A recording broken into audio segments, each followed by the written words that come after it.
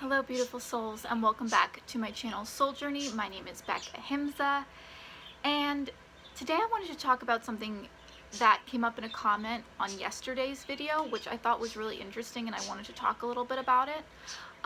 Someone mentioned that after hearing, my raw and vulnerable share, that it made them feel better because they thought they were doing something wrong or they weren't spiritual enough. And I thought that was so interesting because I've heard that from so many people in my life, in comments, things like this idea of, am I spiritual enough? Am I, engaging enough? Am I, all of those things. And I think we've all had that thought go through our minds, like, if I don't meditate, if I'm not connecting with my guides, if I'm not pulling cards, if I, am I spiritual enough? But I wanted to kind of talk about this topic because everything in life is spiritual, because we are spiritual beings, we are spirit beings in physical bodies, right? So doing the dishes is spiritual. Going for a walk is spiritual. Going to the bathroom is spiritual. And I think what really shifts an experience from being empty and vacuous and just like not fulfilling to something that feels spiritual is the mindfulness piece, right? Are you being in the present moment? Are you stepping into it with consciousness, I think?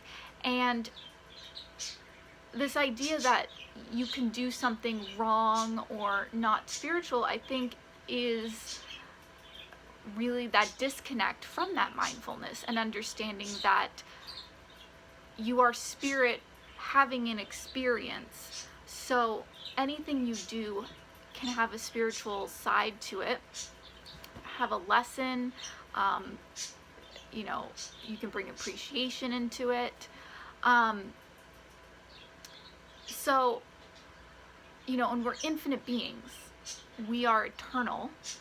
This one life is one very small chapter in an infinite amount of chapters. You can never do anything wrong, right? Because every moment is an opportunity to re-examine what you are doing and have a new creation. Everything's neutral till you put a story around it. So there's never anything wrong. There's just mindfulness and a lack of mindfulness, awareness that you are connected, and a lack of awareness that you are connected. And so in these moments where we feel disconnected and we feel out of alignment, and we can have weeks or months or years like this, it doesn't mean we're any less spiritual. It just means we're not utilizing it for conscious growth. We're still growing, we're still expanding, our desires are still being put out there to the universe. As a collective, we're expanding because every experience we have collectively grows everything. It's just the difference between consciously expanding and unconsciously expanding, and neither is wrong or right. One might feel a lot better. And it comes down to a choice of how you want to engage with your physical reality, your spiritual reality, higher dimensional reality, how you want to engage with your spirit guides, how you want to engage with the reflections around you. Are you going to be reactive, or are you going to be creative? So it's more about choice. It's more about realizing that it's all choice and none of the choices are wrong. They just have different experiences attached to them. And I think that's really powerful, because I think people have a lot of judgment when they feel like they're dealing with a lot of shadow work, or things are just falling apart. And yeah, that could be a sign that you are being reactive, that you aren't consciously creating your reality and all of those things, but it doesn't mean you're not spiritual. It just means that you are looking through a lens of less awareness, which is a part of the human experience. It's a part of the collective experience on this planet right now. This wouldn't be an awakening if we weren't having times of sleep and times of unconsciousness. If that wasn't a part of the human experience, the human race would have already ascended. This is a part of it. It's the ebb and flow of the awakening process. I don't know about you, but like in the morning, if I'm not like directly like getting up when my alarm goes off, there is this kind of like state before you actually wake up where you're kind of like in and out of sleep, but you're kind of awake, like it's morning, but you're also kind of half asleep. Like that's the consciousness that's on our planet, and we're all going to experience that in different ways. And anyone who is farther on the spiritual path may or may not have more or less of that if they're being more conscious, but we all go through those ups and downs, and oftentimes the people who are farther along on the spiritual journey did all the things that you may be experiencing.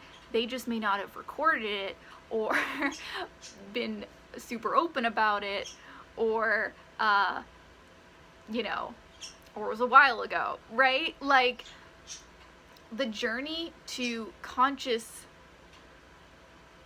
being is messy, and what makes it spiritual is you being here, being. Because there's so much more spirit or non-physical reality than there is physical reality. Most of you right now, just a fraction of your consciousness is here. The greater part of you is still a non-physical spirit being that is very conscious and very awake and a part of your whole system. There's never a moment where the greater part of you isn't in existence, isn't being its glorious, expansive, divine self. So just because your physical being is, it turned itself off, or, had pinching itself off from that full flow of its greatest experience, just because that's happening doesn't mean you in this present moment, which is all you have, just here and here and here, and every time there's a new moment you have an opportunity to become present.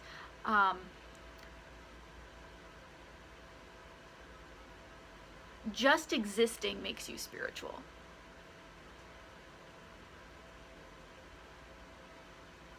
Your existence and your observation and your experience as a conscious being, this is the journey. This is the experience of growth. And yeah, we can resist that hard, and there could be a lot of discomfort in that, but the discomfort comes from when we're resisting the journey, that we see something as wrong, or that something is out of place, or that something is somehow broken. It's those judgments, it's those stories. I love Byron Katie talks about the concept of, if you look at any story or belief or judgment, if I didn't have that story, because it's all just energy and stories, right? Like, thought creates reality out of energy. So it's just thoughts and stories and energy. So if you didn't have a certain belief or thought or story, something might come to mind to you while you're watching this. And this idea of like, well, if you didn't have that story, how would you feel? Who would you be? And you realize that all of your pain and discomfort comes from the stories you tell yourself about what you are experiencing, not the actual experience itself. Because it's the belief that it shouldn't be happening that causes this discord within you. And we talk about that disconnect from the inner being that the inner being understands everything that's happening. It understands why it's happening, how it's a reflection, that everything is infinite, that everything is perfectly in alignment, that, you know, every experience that has ever happened, ever could happen, you know, infinitely is happening at this very moment. So nothing is wrong, right? If every possibility that could ever happen, will ever happen, has ever happened, is happening right now, infinitely, how can anything be wrong? It's just different. It's just contrast. And so when we are not in I just saw 11:11. When we are not in alignment with that knowing, and we determine something's wrong or shouldn't be happening, we separate ourselves, we distance ourselves from our inner being, and that's what causes us discomfort and causes us pain. Just like when you pull something apart, there's discomfort in that. So that's what causes the pain and discomfort. But notice, this doesn't make you less spiritual. This is still a part of you. You are just distancing yourself. And in any moment, you can realign with you. It's still you. You're just not perceiving it. You're just, pinching yourself off from the awareness. It's still there. The greater part of you is still there, being its infinite gloriousness.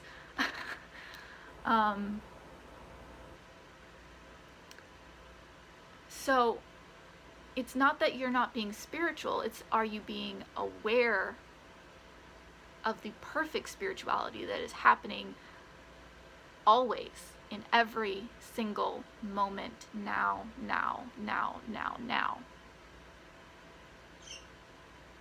When you recognize that in each moment you are renewing. I was watching a Byron Katie video, I think it was last night. This idea of like, who am I?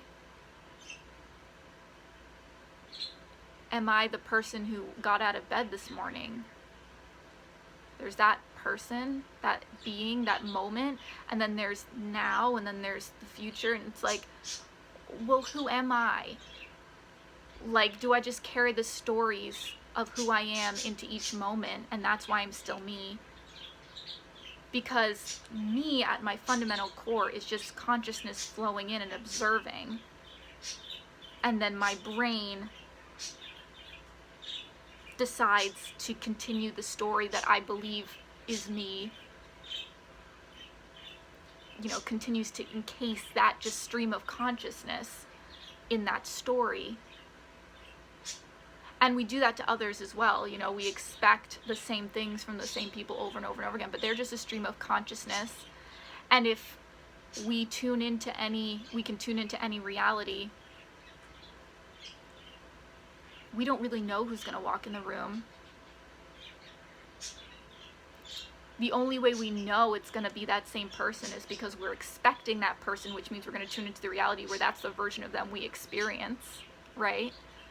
And it's the same with ourselves. How much do we limit ourselves by our expectation of who we are and the story we have about ourselves?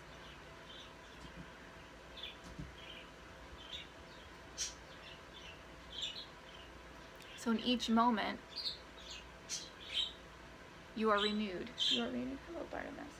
We are renewed. We are renewed. We are renewed. And when you start recognizing that, you stop limiting not only yourself, but the reality you can experience. Because as you renew and you become more present with that, and you don't take the story from yesterday into the now present moment, now you are open to the infinite possibilities, which means you will easily, without resistance, move into the experience you want, because there's no resistance. You're just going to move into what you expect.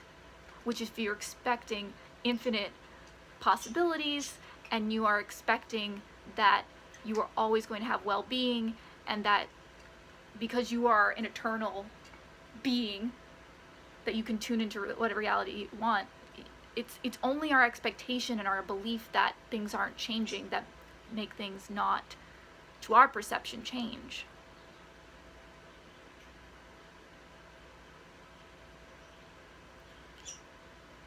Each moment you are a flowing consciousness. You're not stagnant. It's a flow. And in each moment, it's a whole new energy. You are vibrating into different realities, constantly tuning in as your focus dictates. Because again, it's just energies and stories, energies and thoughts. And as your thoughts shift, these energies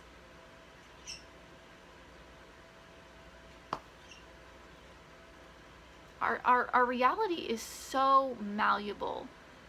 Our realities, our infinite experience is so malleable.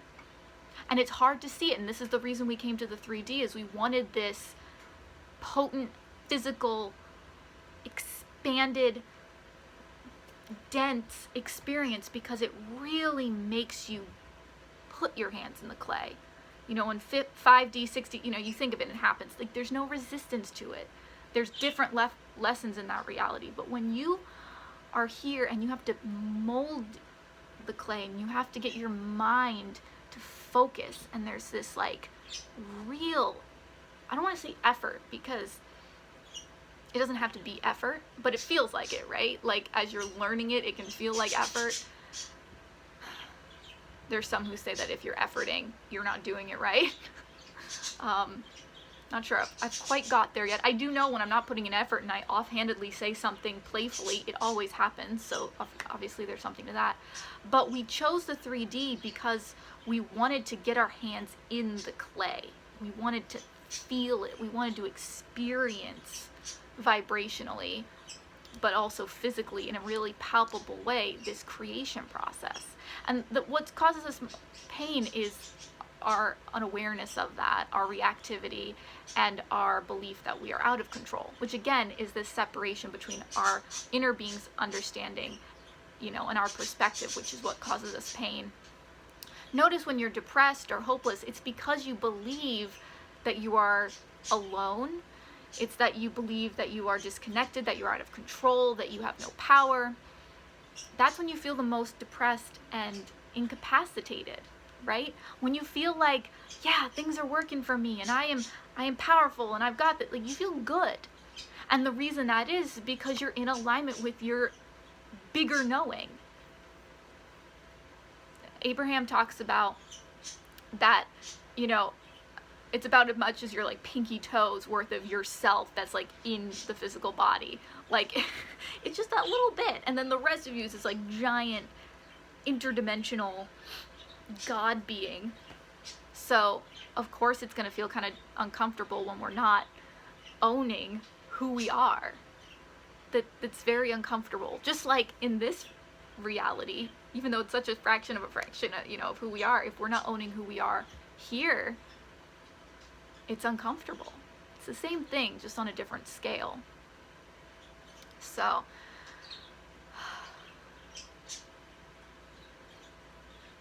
I just have that over and over again, renewed. Your expectation creates your reality. You get everything you expect, not necessarily what you want, right? Not necessarily what you're thinking about. Your feelings are a really good indicator, because you can often be thinking about something, but your feelings can show that it's like a lack. You can be like, money, money, money, but you're thinking about money because you're lacking. You're in a lack vibration. What was I just saying? Your feelings, your thoughts, indicators. I'm going to rewatch this, be like, duh.